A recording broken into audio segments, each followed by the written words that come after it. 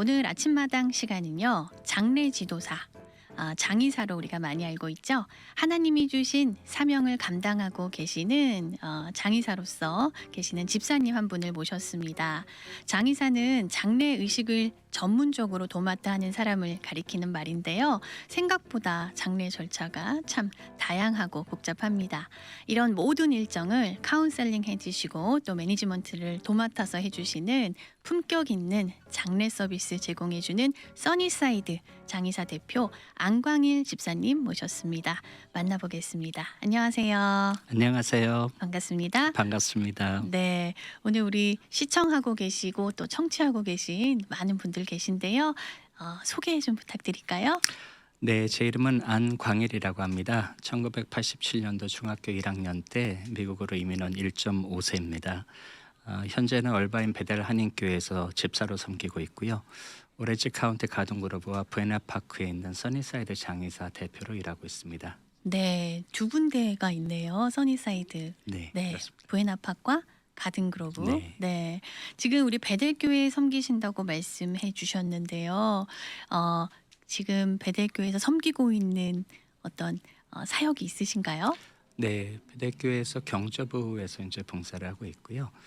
그 전에는 이제 차세대들 2세대를 위해서 그 교육부에서 섬긴 적이 있습니다. 네, 차세대에 섬기셨다고 하셨는데 우리 집사님도 중학교 1학년 때 오셨으면은 1.5세신 거잖아요. 네, 그렇죠. 네, 그러면은 차세대 섬기실 때 우리 아이들과 부모님 좀 이해가 많이 가셨을 것 같아요. 예, 다리 역할을 하는데 적합한 것 같습니다. 2세들도 이해가 되는 부분들이 있고 1세분들도 물론 이해를 하는 부분이 있어서 네. 다리 역할을 하려고 노력하고 있습니다. 네, 장의사로 지금 일을 하고 계신데요. 제가 앞서서 뭐 간단하게는 설명을 드렸지만 장의사가 하는 일이 어디서부터 어디까지인지 좀 우선 알고 싶거든요. 네, 우선 아프시거나 이제 돌아가시기 전에서부터 필요하신 장지나 화장 문의에 대해서 카운슬링부터 시작해서 돌아가셔서 연락을 주셨을 때 모든 절차 전반적인 비용부터 행사 모든 것을 다 맡아서 도와드리고 있습니다. 네, 사실 집사님이 며칠 전에 저에게 이렇게 몇 장이나 되는 간증문이라고 이야기를 하고 싶어요.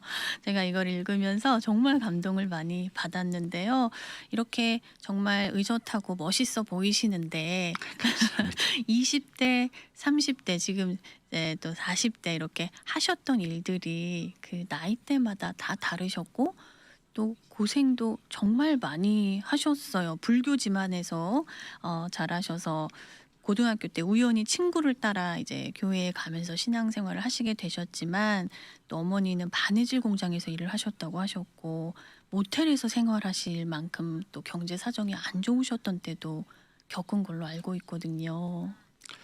네, 그때 87년도에 이민 온 후에 아무래도 그 부모님들, 저희 특히 아버님이 40대셨는데 지금 되돌아보니까 미국에 오셔서 적응을 잘 못하셨던 것 같아요. 그래서 92년도에 이제 한인 폭동이 있었고 네. 그 폭동 후에 하시던 사업도 좀 어려우신 부분이 있어서 아버님이 이제 어머니하고 이혼을 하시는 계기가 됐습니다. 그때 저는 이제 고등학생이었고 동생은 한창 이제 사춘기를 겪는 그런 상황이었는데 아무래도 이사를 하게 됐고요. 저희가 아버지가 지원이 끊기게 되니까 어머니하고 저희 두 형제가 이제 아파트를 전전하다가 모텔에서도 생활을 했었고요. 아무래도 공부를 열심히 해야 되겠다 그런 생각이 있었습니다. 장남이고 하니까 동생들도 제가 공부 열심히 하고 그리고 그때 마침 친구 소개로 교회를 나가게 돼서 예수님을 영접하게 됐고요. 그 당시에 이제 힘든 현실에서 약간 도피한다는 그런 생각도 있었던 것 같고 교회 생활 그리고 큐티 성경 공부하면서 조금 이렇게 거기 몰두를 했던 것 같아요. 열심히 교회 다니고 열심히 공부하면 바느질 공장 다니시는 어머니하고 이제 힘들어하는 동생이 좀 행복해지지 않을까 하는 생각으로 이제 열심히 했던 것 같은데 94년도에 제가 이제 대학교 UCLA 쪽에 2학년, 3학년 때 됐을 때 큰 지진이 있었습니다. 네. 그때 어머니가 다리를 좀 크게 다치셔서 일을 못 하시게 됐어요. 한 6개월 동안. 그때 제가 학교를 그만두고 다시 일을 하고 교회를 떠나는 계기가 됐습니다.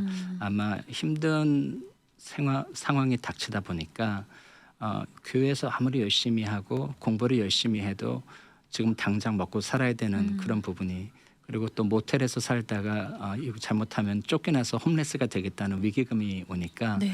아무래도 일을 이제 맥도날드서부터 시작해서 가스스테이션, 리코스토어 계속 전전하면서 일하다가 20대에는 지인의 소개로 무역회사에서 또 열심히 일하게 되는 그런 또 계기가 됐습니다.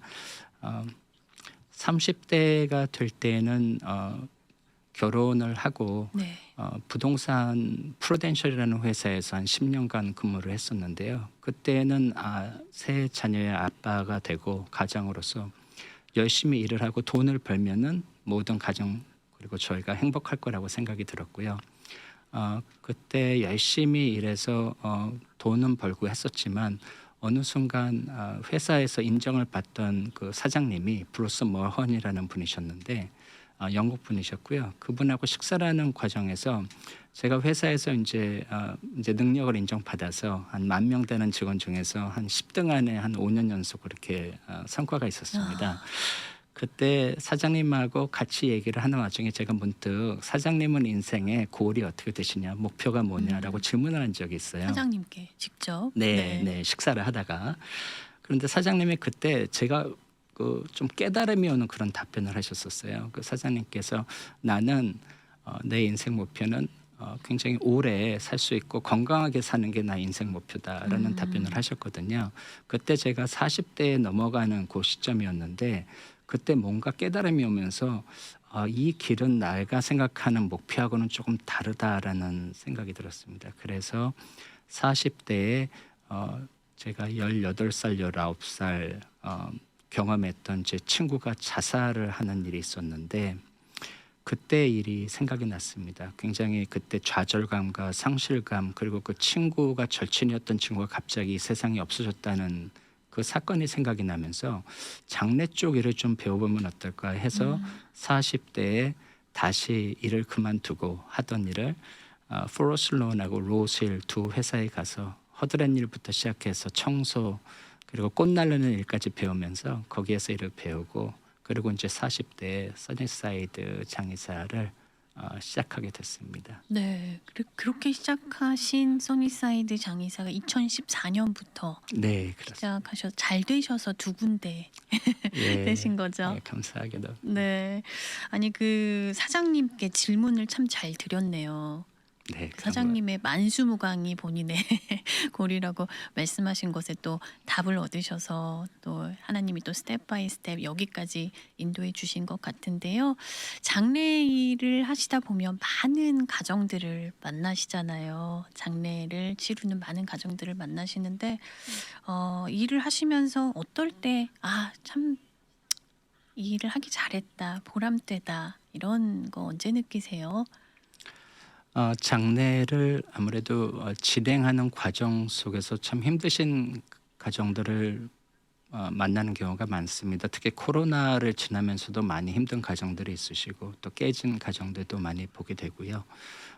특별히 요새 이제 경제가 좀 많이 힘들다 보니까 가정들이 이제 부부가 이혼하고 이런 걸 떠나서 2세들과 특히 1세분들이 이렇게 좀 커뮤니케이션 소통 자체가 이제 안 하시는 가정들도 많으시고요. 특히 교회 내에서 어떤 장례가 발생을 했었을 때 지금 2세들이 가지고 있는 그런 생각이 이제 좀 다른 부분이 많습니다. 그래서 교회를 많이 떠나는 경우가 많은 것 같고요. 2세들이 교회를 떠났는데 감사하게도 장례를 또 저희가 잘 치러서 교회에서 특히 잘 보듬어 주시고 또 위로해 주셔서 교회에서 이제 장례만큼은 이렇게 저희가 집중해서 잘 치르다 보면은 실제로 2세들이 다시 교회로 복귀하는 경우가 많습니다. 그때 참 보람되는 것 같고요. 또 불행하게도 교회에서 이제 장례를 치르고 나서 또 상처가 또 되는 경우가 있습니다. 너무 이렇게 서두른다든지 어떤 그 행사에 대해서 2세들이 조금 공감치 못한 그런 일이 생기다 보면은 교회를 다니던 2세들도 또 교회를 또 불행히도 떠나는 그런 경우도 보는 적이 있는 것 같고요. 어쨌든 가족들이 장례를 통해서 요새 다 모이는 시간들이 별로 없습니다. 그쵸. 가족들이 네. 이제 장례 때 이제 모이는데 그때 성교 아닌 성교라고 생각을 하고 그 장례가 정말 위로가 되고 힐링이 되는 장례를 했었을 때 그 가족들이 다시 뭉치고 교회에 다시 복귀를 하고 신앙이 회복되고 이런 경우를 보고 감사하다는 말씀을 들을 때 보람을 느끼는 것 같습니다. 장례 예배를 통해서 또 다시 가족이 하나 될 수 있는 네, 당연히 그런 그렇습니다. 또 일이 생기네요. 네. 네. 또 지금까지 많은 장례 일정을 또 카운셀링 해주시고 매니지먼트를 해 오셨는데 가장 기억에 남는 장례식, 장례 그 행사가 어떤 게 기억에 남으세요? 너무 기억에 남는 그 장례식들이 많은데요. 저희가 그 중에서도 이제 은혜 안인 교회 목사님 원로 목사님이셨던 김광신 목사님 장례 예배가 기억이 납니다. 네. 장례를 준비하는 과정 그리고 집행하고 그리고 장례 후에 이 모든 절차를 통해서 목사님께서 정말 장례식 때도 전도를 하신 분이구나 이런 느낌을 받았습니다. 그래서 평생 헌신하셨던 그런 모습이 이렇게 장례식에서 많이 녹아나서 굉장히 큰 감동이 있었고요. 그 장례식을 통해서 도전을 많이 받지 않았나 그리고 힘드신 분들도 위로를 받지 않았나 이럴 정도로 정말 선교하시고 전도하시는데 장례식 때까지도 네. 그런 모습이 있었습니다. 그렇군요. 근데 이제 많은 분들이 지금 청취하시는 분들도 앞으로 누군가 가족이든 누군가의 어떤 장례 일정을 또 하셔야 될 상황들도 맞닥뜨리게 되실 텐데 우리가 가족 중에 누가 갑자기 죽으면 경황이 참 없잖아요. 그럴 때 어떻게 무엇을 먼저 해야 될까 이런 생각이 이제 들 수 있는데 어떻게 해야 될까요? 예, 장례는 남는 분들을 위해서 치른다 이런 얘기가 있기도 한데요. 장례 자체가 말씀드린 대로 이 행사라고도 생각할 수 있지만 예배를 통해서 다시 회복되는 게 가장 중요한 게 아닌가 이런 생각이 듭니다. 그래서 행사 자체는 저에게 연락만 주시면 저희가 일 자체 매장이든 화장이든 모든 거를 뭐 1부터 10까지 다 도와드리기는 하는데 더 중요한 거는 이 가족 안에 있는 이 다이내믹을 저희가 이 장례를 통해서 조금이라도 어떻게 좀 힐링이 될 수 있는 그런 방법들이 있는가를 고민을 하게 되고요. 그런 거를 사실 생존에 조금 장례 준비를 예비를 하시면서 예배 같은 경우도 어떤 목사님 그리고 예배의 어떤 진행하는 그런 방식이나 이런 것들도 조금 미리 준비를 해놓으시면 큰 도움이 됩니다. 지금 현실적으로 이제 자녀분들이 다들 또 교회를 다니시는 분들도 있고 안 다니시는 분들도 있고 또 성당에 다니시는 분들도 있고 하기 때문에 어떤 이런 결정하는 부분에 대해서 가족들이 좀 힘들어하시는 경우가 많이 있습니다. 그래서 보통은 본인분들이 본인께서 직접 미리 좀 이런 거를 고민하시고 기도하시면서 준비하시면은 그래도 무슨 일이 있을 때 제일 먼저 뛰쳐오는 그 사람이 있잖아요. 네. 그게 딸이든 아드님이든. 그래서 돌아가셨을 때 제일 먼저 뛰쳐오는 그 누군가를 위해서 이 결정하는 것들을 조금 준비해 주시면은 그 분께 좀 짐을 많이 덜어 주신다 이렇게 생각을 합니다. 근데 이제 장례 일정 중에서 결정해야 될 게 한 50여 가지 이상이 예, 있다고요. 그렇습니다. 정말 많네요. 네. 근데 이제 한국인들, 한인들이 하는 전통적인 어떤 장례 일정이 또 따로 있을 것 같고 미국인들과 좀 문화적으로 다르기 때문에 방식이 좀 다르죠. 예, 1세분들은 아무래도 저 한국식과 이제 미국에 사시는 여기 약간 이제 믹스가 된 그런 장례식이라고 볼 수가 있는데 2세들이 볼 때는 이제 조금 나쁘게 표현하면은 좀 해치우듯이 장례를 한다. 잘 모르게 이렇게 이게 뭐 어떻게 진행이 되는지도 모르겠다. 이런 얘기를 많이 듣습니다. 그래서 저희 같은 경우도 이제 좀 다리 역할을 하려고 노력을 하는 중인데 그 중에 하나가 이제 이 세대를 위해서 이 부모님이 그 평생 고생하시고 헌신하시고 특히 교회에서 권사님, 장로님, 목사님으로서 이렇게 열심히 사셨던 그런 모습들을 조금 전달하는 계기가 됐으면 하는 생각이고요. 이 장례 문화가 이제 물론 한국식, 미국식 이런 게 다 다를 수도 있는데 결론적으로는 천국 환송 예배, 천국에 들어가시는 그런 셀러브레이션 라이프라는 거는 다 공감을 하시기 때문에 네. 단지 이 소통을 하는 과정에서 그런 것들을 좀 이세들한테 좀 도전이 될 수 있고 그다음에 신앙적으로도 이렇게 물려주실 수 있는 그런 부분들을 조금 더 저희가 좀 임프루브를 해야 되지 않나 이런 생각은 듭니다. 네. 집사님 중1 때 미국에 오셔서 지금까지 지금 한 몇십 년 되신 거죠, 그러면? 네. 네. 하나님의 정말 사랑과 보살핌이 매 순간순간 있으셨을 것 같은데 이제 이민 생활 가운데 가장 크게 하나님의 사랑과 보살핌이 느껴졌었던 그 시기가 있다면 언제일까요? 되돌아보니까 이제 알게 되는 것 같고요. 20대에 이제 어떤 그 가난함과 그리고 어려움 그리고 부모님이 이혼하신 다음에 어머님이 이제 바느질 공장에서 일하시면서 사고가 나고 그리고 저도 이제 학교를 그만두고 일을 해야 되고 이런 여러 가지 이제 어떻게 보면은 힘든 과정을 겪으면서 교회를 떠났을 때도 한동안 제가 교회를 이제 뭐 여러 가지 이유로 교회에서 이제 시험을 받고 떠난 경우가 있었는데 네. 그때마다 지나고 나니까 하나님께서 인도하셨구나 이런 지금 생각이 듭니다. 그래서 제가 교회를 떠났을 때도 정말 저희가 홈레스가 되기 직전에 정말 아시는 지인 목사님께서 저희 렌트 그 비용을 이렇게 도와주신 적도 있었고 제가 일하면서 또 회사에서 그 사장님께서 모텔에서 나와가지고 생활하라고 저한테 그때는 굉장히 큰 돈이었습니다. 15,000불을 주시면서 콘도를 구입하라고 그래서 그때 제가 영문도 모르고 20대에 집도 산 계기가 됐었고 그걸 통해서 이제 방황하던 동생도 그 집에 이제 저희가 다 같이 모여 살면서 이제 어떤 힐링이 되었던 그런 시간이 있었던 것 같고요. 결혼도 마찬가지로 교회를 떠나고 있다가 이제 사랑한다는 이유로 그때 이제 여자친구가 배대교회 청년부에 이제 추천하고 있었는데 네. 약간 이제 여자친구 사랑 때문에 교회를 다시 복귀하게 된 거죠. 은혜네요. 그렇습니다. 네, 그래서 우리 아내 되시는 집사님께 그 베델교회 본당에서 프로포즈를 하셨다고요. 26살인가 그랬는데요. 네. 너무 떨려서 이제 프로포즈를 하고 싶은데 네.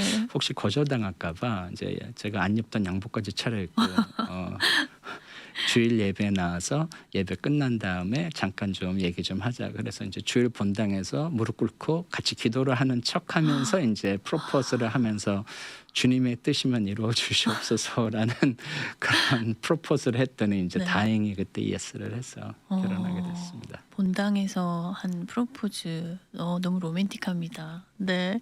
그러면 26살 때부터 지금까지 이제 베델교회를 계속 다니고 계신 거죠.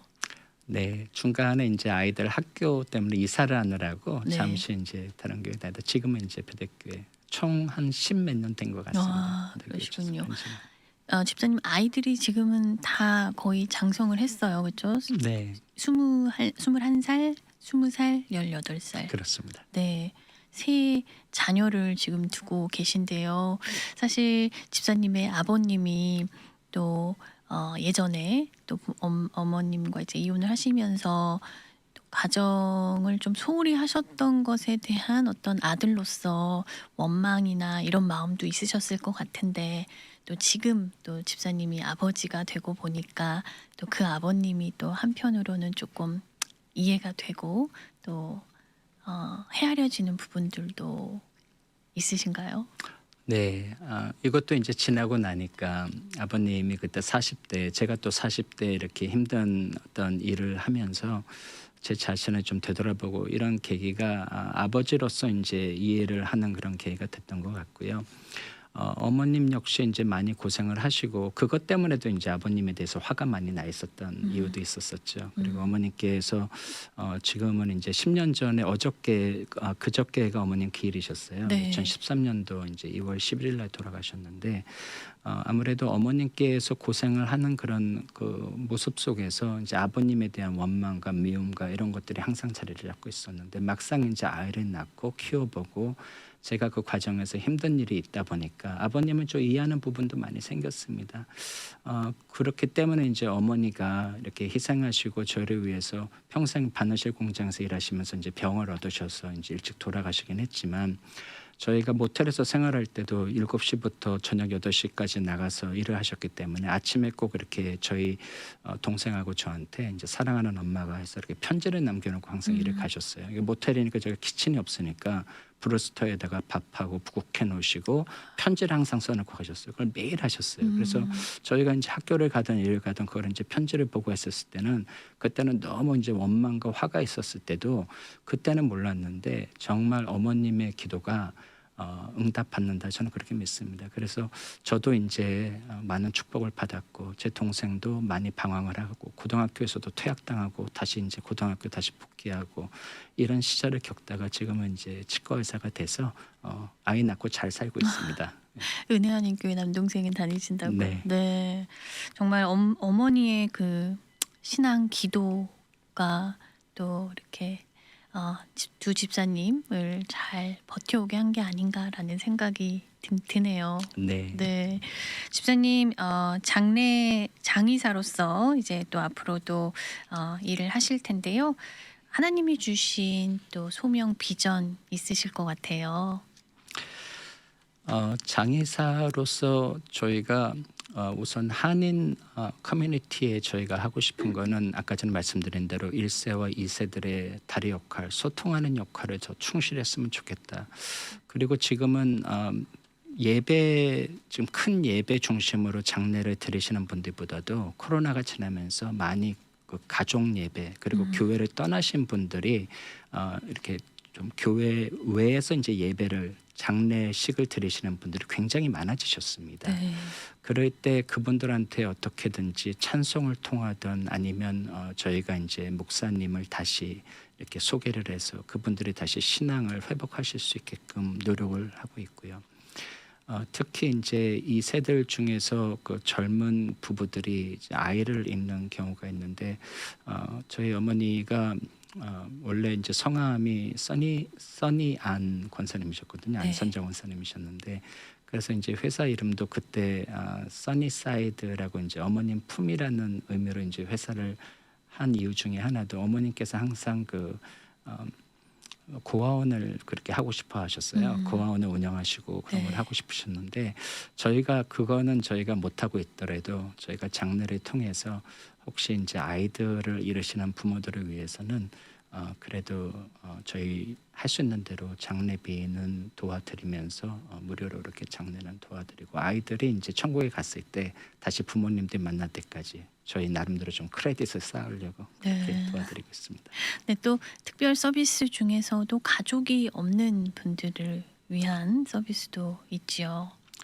네, 불행히도 이제 연고자가 없으신 분들, 물론 이제 이혼을 하시거나 이제 가정이 좀 이렇게 파괴가 돼서 돌아가실 때 좀 쓸쓸히 계시는 분들이 있으십니다. 그리고 이제 저희가 장례식이 다 끝나고 유골함 화장을 특히 하시는 분들은 화장을 하신 다음에 유골함을 픽업하러 오시지를 않으세요, 가족들이. 그래서 저희가 그런 분들은 이제 같이 1년에 한 번씩 저희 직원들하고 약간 이제 소풍 가듯이 바닷가에 나가서 배를 타고 그런 힘든 분들을 위해서 이제 저희가 찬양하고 기도하고 그분들을 이제 바다에 모셔드리는 그런 행사를 하고 있습니다. 네.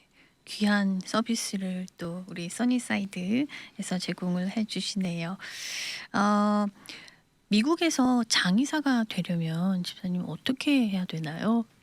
네, 그 컨슈머 어페어라는 그 디파트먼트가 있고요. 거기에 있는 라이센스를 취득을 해서 이제 라이센스 종류가 한 5가지 정도 되는데요. 네. 시험을 보고 공부를 하시고 그리고 로컬에 있는 그 몰추어리 스쿨 사이프레스에 있습니다. 거기에 2년제 학과가 있습니다. 네. 거기를 이제 졸업하시면은 라이센스를 받고 일을 하실 수가 있습니다. 라이센스가 필요하네요. 네, 네. 그렇습니다.